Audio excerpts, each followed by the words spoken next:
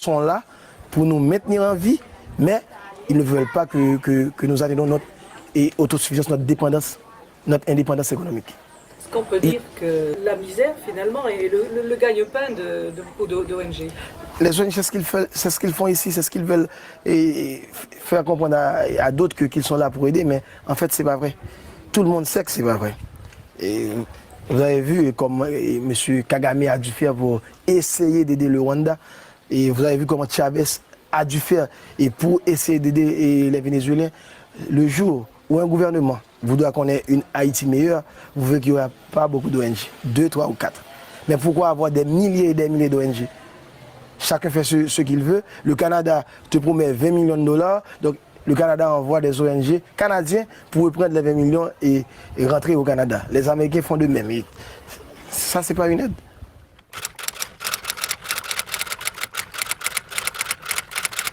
On est un pays à vocation agricole. Comment comprenez-vous, il n'y a pas une banque de crédit agricole? On fait tout ça, le paysan fait tout ce qu'il doit faire pour planter et après à la fin, il ne peut rien vendre. Et comme il ne vend pas et dans 2, dans 3 jours, et ça périt.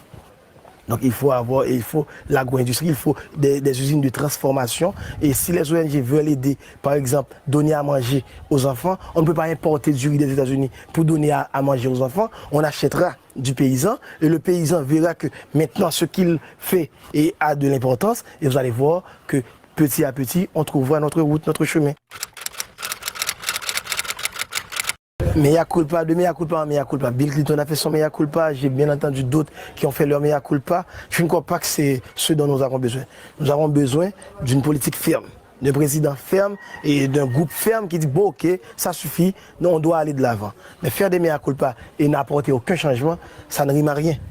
Et j'ai bien entendu les mea culpa de M. Clinton, que je respecte d'ailleurs, et j'ai bien entendu d'autres mea culpa, mais aucune, ils n'ont pris aucun engagement pour que ça change.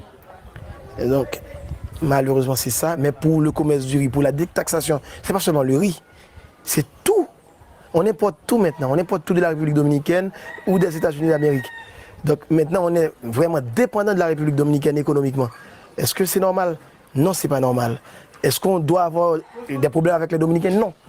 La faute n'est pas aux Dominicains. C'est nous autres Haïtiens qui devons prendre notre responsabilité. Ce sont ceux qui nous gouvernent qui doivent investir dans la production nationale. Par exemple, nous avons près de 903 000 hectares irrigables. 903 000 hectares de terres irrigables en Haïti. Et bon, cultivables. Seulement 100 000 hectares sont cultivés. Mais pourquoi? L'État, c'est le plus grand propriétaire foncier en Haïti. Mais pourquoi on ne cultive pas ces terres-là? Donc on doit en connaître les causes, on doit chercher les causes et trouver les solutions. Je crois que si on veut, Haïti peut atteindre l'autosuffisance alimentaire en 5 ans.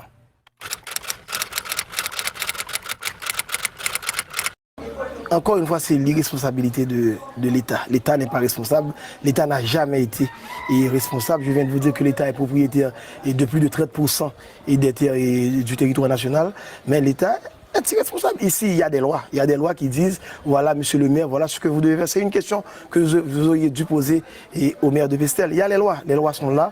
Il y a les taxes à percevoir sur les propriétés bâties. Il y a les taxes à percevoir avec les marchands et jours de marché. Mais le maire s'en fout, tout le monde s'en fout, le collecteur d'impôts s'en fout. Et voilà, on attend de l'aide. Et pourtant, si on voulait... par exemple, je vais vous donner un exemple. Pour payer tous les employés de la commune de Pestel, le maire a besoin de 200 000 goudes. 40 000 $ haïtiens, 200 000 goudes. Et Pestel, seulement ici au centre-ville, on pourrait ramasser près de 200 à 300 000 goudes par mois. Mais on ne les ramasse pas. Et chaque mois, le maire doit écrire à Port-au-Prince et écoutez, aidez-nous, on ne peut pas payer nos employés. Donc c'est l'irresponsabilité partout. Le président est irresponsable, le premier ministre est irresponsable, les maires sont irresponsables, les députés et les sénateurs sont irresponsables, tout le monde est irresponsable. Qu'est-ce qu'il faut faire pour que la population entende ce message, quoi? Parce que c'est impopulaire. C'est très impopulaire. Dire aux marchands qu'elles devraient, parce que partout c'est comme ça que ça se passe. C'est impopulaire, mais le peuple est prêt à accepter. Ici à Pestel, on a cette grande génératrice pour donner de l'électricité. Vous voyez cette génératrice. Donc chaque samedi, on a dit ok, chaque samedi on va faire on va collecter de l'argent. Vous devez donner 10 dollars et vous 5 dollars. Au début, tout le monde disait non, non, non. Mais après, quand ils ont vu l'électricité, tout le monde venait. Ah, pourquoi vous n'êtes pas passé? Et on a ton argent. Donc, quand les gens ici en Haïti ne veulent pas payer, c'est parce que l'État ne donne rien. Donc, si l'État est responsable, on ne te donne rien, même pas une petite école, même pas un petit hôpital. Donc, pourquoi vous allez payer des taxes? Donc, c'est ça, c'est face à l'irresponsabilité de l'État, c'est la réponse du peuple. Mais si le peuple voit qu'il y a un État conscient, un État qui veut travailler et un État responsable, je vous donne la garantie qu'on va payer. On paiera. On paiera. Si la dopamine est l'hormone du plaisir et la sérotonine l'hormone du bonheur, la gratitude nous conduit au bonheur avec plaisir.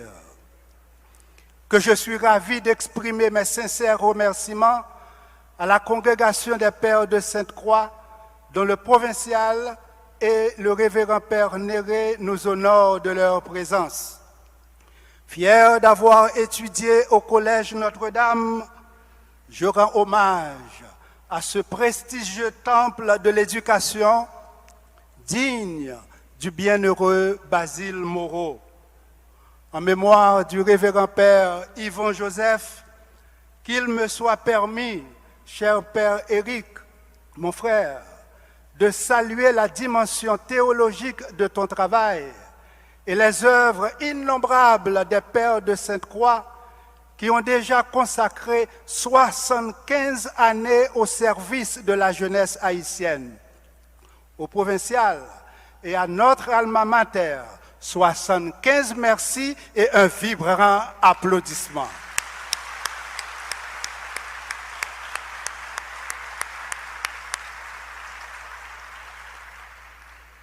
Chers parents et amis, au seuil de l'année académique, nous avions accueilli 2264 étudiants en médecine, odontologie, sciences infirmières, physiothérapie, génie, architecture, sciences juridiques et politiques, sciences administratives, gestion, comptabilité, éducation permanente. Notons que Toto, le fameux récipiendaire imaginaire, est le seul postulant qui n'a jamais été admis à cause de son CV. Le CV de Toto, prénom, Toto, T-O accent circonflexe, T-O accent circonflexe, T. Se lever tôt, arriver ici, Toto. Nom de famille, relax. Adresse, oui, lax. Profession, relaxé ou pour craser bête. Personne de référence, PhD. PhD en relaxation, sous Paris, c'est pas faute Toto. Voilà. Le rire augmente les globules blancs. Votre cœur en a besoin, chers unifaristes, vous qui brillez par votre intelligence et votre conduite exemplaire. Compliment. Chers récipiendaires, au début de la célébration, nous avons entonné la Dessalinienne et notre hymne à l'éducation dont je lis le premier vers. Unifa, notre alma mater, notre amour. De ce vers se dégage un parfum d'amour. Sa mélodie fait vibrer tant les cordes vocales que le code génétique. En effet, grâce à mamie et papi, chaque récipiendaire possède 46 chromosomes, dont 22 paires d'autosomes et une paire de gonosomes ou XY. Comme on le sait, XX pour les filles, XY pour les garçons. Ceci est indéniable. mais insuffisant pour le développement cognitif.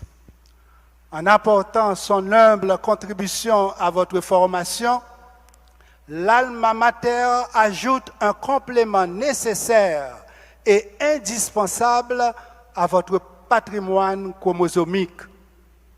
Que c'est beau de contempler nos récipiendaires, bercés jadis par leurs parents biologiques et ce matin par leur alma mater ou parents adoptifs.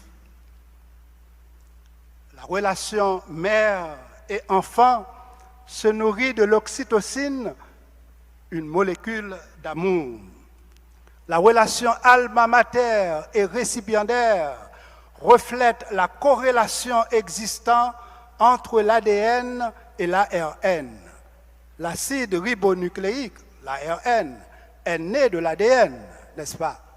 Alors, chers récipiendaires, fruits des entrailles de l'alma mater, félicitations, félicitations. Vos mérites brillent d'un vif éclat. Quand vos visages s'illuminent fièrement, quand d'autres esquissent un sourire de dignité, nous nous réjouissons et vous applaudissons unifaristement. Vous le méritez. Applaudissons-les unifaristement. Vous le méritez.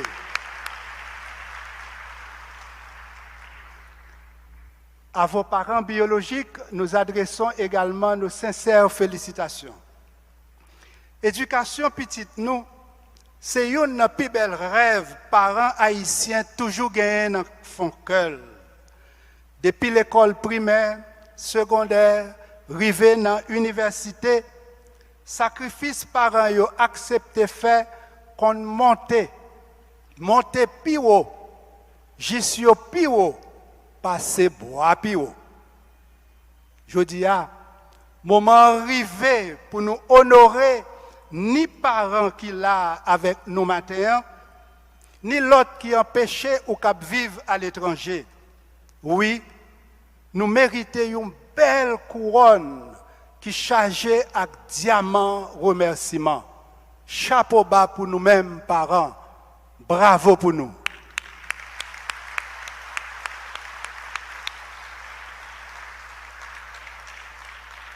T'as aimé un bravo qui est fort pour parents. L'émotion vous rend timide, c'est normal. Est-ce que parents n'ont pas mérité ça? Vous aviez choisi l'UNIFA pour la formation académique de vos enfants.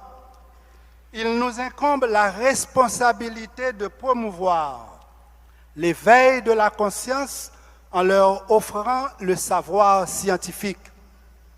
Chers récipiendaires, tout au long de votre carrière professionnelle, vous aurez à choisir entre paradigme scientifique et paradigme pseudo-scientifique. Il va de soi que le paradigme scientifique s'inscrive dans une dynamique de recherche continue. En cette deuxième cérémonie de collation de diplôme, puisons à la source de notre patrimoine génétique.